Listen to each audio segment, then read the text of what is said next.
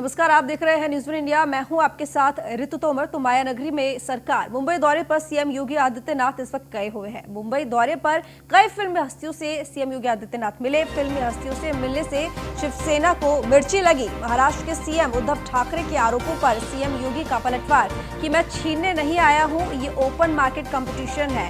Mumbai film city जैसा है वैसा ही काम करेगा, यूपी का फिल्म सिटी अपना काम करेगा। तो जिस तरीके से शिवसेना के नेता संजय राउत ने बयान दिया था, उसके बाद सीएम योगी आदित्यनाथ ने भी पलटवार करते हुए ये बात कही कि मैं छीनने नहीं आया हूं, ये ओपन मार्केट कंपटीशन है।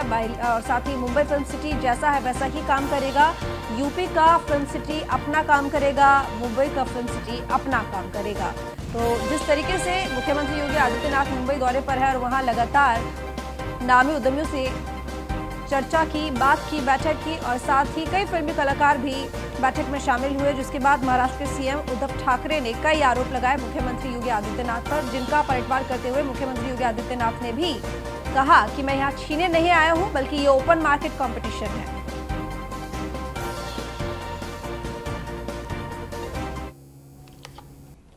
कोई किसी चीज को लेके नहीं जाता है। ऐसा तो है नहीं कि किसी का कोई पर्स और कोई निकाल करके लेके चला जाए। ये तो एक खुली प्रतिस्पर्धा है जो सुरक्षा का माहौल दे सके, बेहतर सुविधा दे सके। सबसे बड़ी बात यह है कि सामाजिक सुरक्षा, और सामाजिक सुरक्षा के साथ साथ उस प्रकार का वातावरण जिस वातावरण में हर व्यक्ति कार्य कर सके, कोई भेदभाव किसी के साथ न हो, एक भारत श्रेष्ठ भारत की इस परिकल्पना को साकार करने के लिए और आज की आवश्यकता के अनुरूप उस प्रकार का माहौल देने की आवश्यकता है।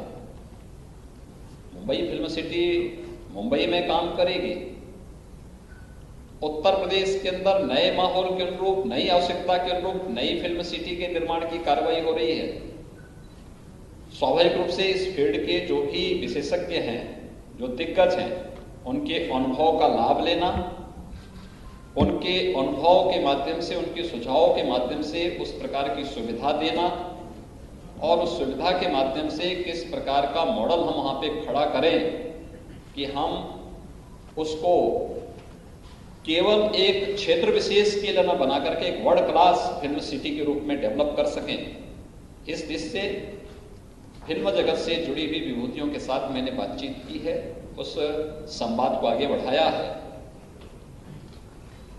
ना हम लोग किसी के निवेश को झटक रहे हैं, न किसी के विकास को बाधित कर रहे हैं।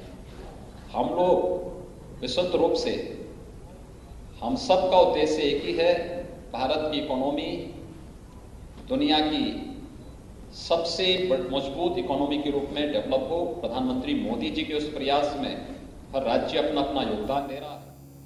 तो सीएम योगी के मुंबई दौरे पर बिफरी शिवसेना। सीएम योगी के मुंबई पहुंचने पर शिवसेना को टेंशन हो गई है। सीएम योगी के फिल्मी हस्तियों से मिलने पर संजय राउत परेशान हो गए हैं। फिल्म उद्योग से जुड़े लोगों से मिलने पर शिवसेना नेता संजय राउत ने बयान दिया। उन्होंने कहा कि मुंबई फिल्म सिटी को किसी अन्य राज्य में शिफ्ट करना आसान नहीं है। मुंबई के अलावा दक्षिण की फिल्म इंडस्ट्री भी काफी बड़ी है। इसके अलावा पश्चिम बंगाल और पंजाब में भी फिल्म सिटी है। क्या योगी जी इन जगहों पर भी जाएंगे और डायरेक्टर्स और एक्टर्स से बात करेंगे, या फिर वे सिर्फ मुंबई में ही आए हैं?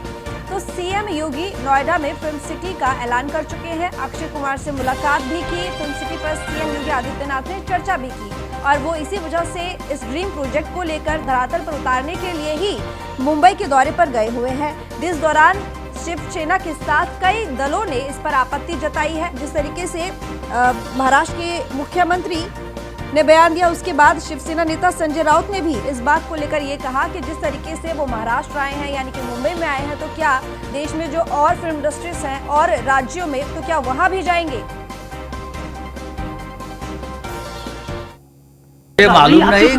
मुझे मालूम नहीं। योगी जी तो मुंबई में आए हैं, साधु महाराज है हमारे।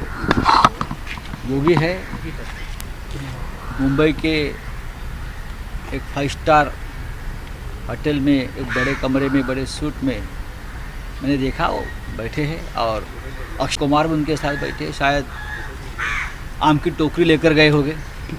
अक्षय जी, ठीक है ये छोड़ दीजिए, लेकिन मुंबई की फिल्म सिटी यहाँ से कोई लेके जाने की बात करती है तो मजाक है, इतना आसान नहीं होता।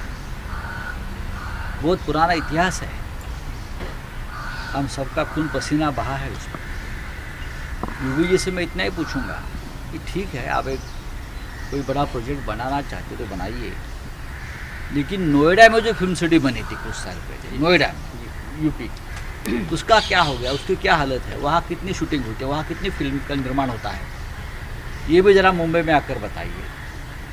और फिल्म सिटी सिर्फ मुंबई में नहीं, फिल्म सिटी दक्षिण के बहुत के राज्यों में है, आंध्र में है, तेलंगाना में है, हैदराबाद तो तेलंगाना में, लेकिन साउथ की फिल्म सिटी बहुत बड़ी है, वहाँ बड़े बड़े कलाकार हैं, वहाँ हिंदी फिल्म का निर्माण भी होता है, कर्नाटक में है, पश्चिम बंगाल में है, पंजाब में है, फिल्म का निर्माण होता है।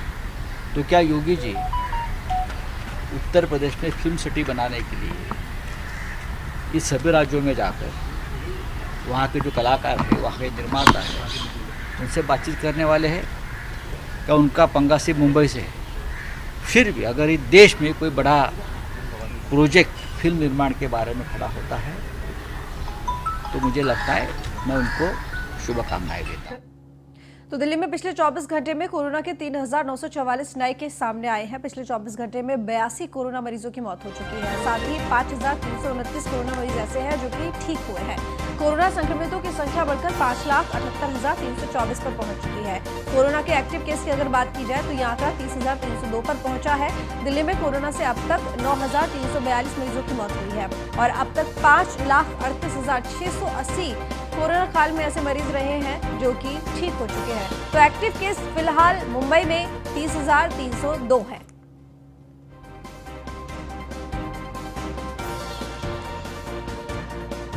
तो नए केस 3,944 और मौतों के आंकड़े की बात करें 24 घंटे में तो वो 82। हालांकि हाल फिलहाल कुछ दिनों से संक्रमण का जो आंकड़ा था वो कम होता हुआ दिल्ली में दिखाई दिया है।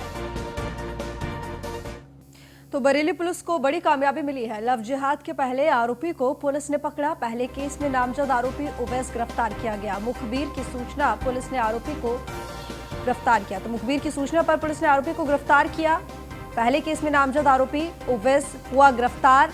लव जिहाद के पहले आरोपी को पुलिस ने गिरफ्तार कर लिया है। तो बरेली पुलिस को ये बड़ी कामयाबी मिली। आपको बता दें कि जब लव जिहाद कानून बना उसके बाद जो पहली एफआईआर थी वो बरेली में दर्ज हुई, जिसके बाद वो आरोपी फरार था और अब उवैस नाम का जो आरोपी है वो गिरफ्तार कर लिया गया है। तो मुखबिर की सूचना पर पुलिस ने इस आरोपी को गिरफ्तार किया है। ये 28 तारीख को विधिपूर्वक धर्मांतरण विधेयक आया था, उसके तहत एक मुकदमा लिखा गया देवरिया में। तो उसका जो आरोपी था उवैस, उसे आज गिरफ्तार कर लिया गया। ये 28 तारीख। तो पहले केस में नामजद आरोपी उवैस गिरफ्तार कर लिया गया है। तो लव जिहाद के कानून के पास होने के बाद, बनने के बाद पहली एफआईआर बरेली में दर्ज की गई, जिसके बाद से इस पूरे प्रकरण को लेकर पुलिस छानबीन कर रही थी और साथ ही जो आरोपी था ओवैसी वो फरार था। लेकिन मुखबिर की सूचना पर अब पुलिस को बड़ी कामयाबी हासिल हुई। पुलिस ने ओवैसी नाम का जो आरोपी है उसको गिरफ्तार कर लिया है। तो उवैस नाम आरोपी का जो कि अब पुलिस की गिरफ्तारी में है। तो अयाज खान इस वक्त हमारे साथ जुड़े हुए ज्यादा जानकारी के लिए। अयाज, यहाँ पर लव जिहाद कानून के बाद सबसे पहला केस बरेली से आया, जिसके बाद जब पुलिस ने इस पूरे मामले को लेकर कार्रवाई शुरू की तो जो उवैस नाम का आरोपी है वो फरार था, लेकिन पुलिस ने अब उस आरोपी को गिरफ्तार कर लिया है और बताया जा रहा है कि मुखबिर की सूचना से पुलिस को ये बड़ी कामयाबी मिली।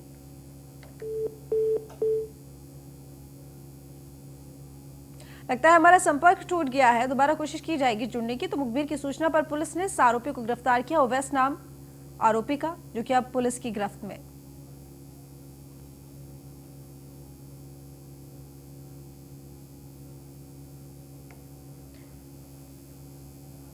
तो अयाज हमारे साथ जुड़ चुके हैं एक बार दोबारा से। अयाज, आपसे जानना चाहूंगी कि जो पहला केस आया था लव जिहाद के कानून के बाद वो बरेली से था, जिस पर पुलिस कार्रवाई कर रही थी और अब पुलिस को बड़ी कामयाबी मिली, पुलिस ने आरोपी को गिरफ्तार कर लिया है। ये बताना चाहूंगा, ये बरेली का लव जिहाद कानून बनने के बाद, पहला केस आने के बाद बड़ा सुर्खियों में रहा। इसको लेकर के पुलिस ने चारों तरफ जैसा केस दर्ज हुआ उसको लेके पुलिस काफी छानबीन में जुट गई। इसको लेके जहां जहां तक देखा उसको मुखबिर लगाए गए, लेकिन उसको देखकर पिछले कई दिन बाद आज उसको गिरफ्तार किया गया। रेलवे फाटक से सूचना के मुताबिक उसको जब गिरफ्तार किया गया, उसके बाद जब थाने लाया गया और वहां पे पुलिस अब जेल भेजने की तैयारी कर रही है। मैं आपसे जानना चाहूंगी अयाज कि आखिर किन धाराओं के तहत मामला दर्ज हुआ है और क्या कार्रवाई चल रही है अभी पुलिस की, क्योंकि अब तो ये गिरफ्तारी में है। जी, गिरफ्तारी हो चुकी है। जो कानून बनने के बाद जो धाराएं उसमें हैं उनको लगा करके उसी के आधार पर गिरफ्तारी की गई है। अब इसके आगे देखना होगा क्या किस तरीके की क्या जुर्माना होता है या कोर्ट से किस तरीके का क्या होगा, उसके बाद ही ये बात की प्रक्रिया। फिलहाल पुलिस ने उसे गिरफ्तार कर लिया है, कहीं ना कहीं उसे जेल भेजने की तैयारी होगी। ठीक, बहुत शुक्रिया आपका तमाम जानकारी के लिए अयाज। तो कानपुर से खबर, जहां पर बजरंग दल ने नगर आयुक्त का घेराव किया। प्रदर्शन में कार्यकर्ताओं और पुलिस में झड़प हुई। रामचौक चौराहे का नाम बदलने से नाराज हुए और उसके बाद प्रदर्शन किया बजरंग दल ने। तो बजरंग दल के कार्यकर्ताओं ने उग्र आंदोलन की चेतावनी भी दी है। तो कानपुर से बड़ी खबर है, जहां पर बजरंग दल ने नगर आयुक्त का घेराव किया। तो प्रदर्शन में कार्यकर्ताओं और पुलिस में झड़प भी हुई। रामचौक चौराहे का नाम बदलने से नाराज होकर यह प्रदर्शन किया गया बजरंग दल के कार्यकर्ताओं की तरफ से। साथ ही उग्र आंदोलन की चेतावनी भी बजरंग दल के कार्यकर्ताओं ने दी। तो गाजियाबाद पुलिस को बड़ी सफलता मिली है। लूट की वारदात को अंजाम देने वाले गैंग को पकड़ा गया। 1 सुनार और 3 जेल काट चुके हैं चोर गिरफ्तार और आरोपियों से 2 कार, 2 लाख नगद और लाखों के जेवर बरामद किए गए। खाली पड़े घरों की रेकी कर चोरी की वारदात को अंजाम देते थे चोर। सूचना के बाद कविनगर थाने की पुलिस ने ये बड़ी कार्रवाई की है। तो 1 सुनार और 3 जेल काट चुके चोर गिरफ्तार कर लिए गए। तो वो पूरा गिरोह जो लूट की वारदात को अंजाम देता था, चोरी करता था, अब वो पुलिस की गिरफ्त में। आगरा से खबर, जहां पर कोल्ड स्टोरेज में बिजली चोरी का मामला सामने आया। भाजपा नेता की कोल्ड स्टोरेज में हो रही बिजली चोरी। नलकूप के बिजली कनेक्शन पर कोल्ड स्टोरेज चल रहा था। विद्युत विभाग की टीम ने कोल्ड स्टोरेज पर छापेमारी की। चोरी से चल रही बिजली का पर्दाफाश किया। तो विभाग ने स्टोरेज संचालक के खिलाफ मुकदमा भी दर्ज करा दिया है। तो नलकूप के बिजली कनेक्शन पर यह कोल्ड स्टोरेज चल रहा था। विद्युत विभाग की टीम ने कोल्ड स्टोरेज पर छापेमारी की और चोरी से चल रही बिजली का पर्दाफाश किया। विभाग ने स्टोरेज संचालक के खिलाफ मुकदमा भी दर्ज कराया है।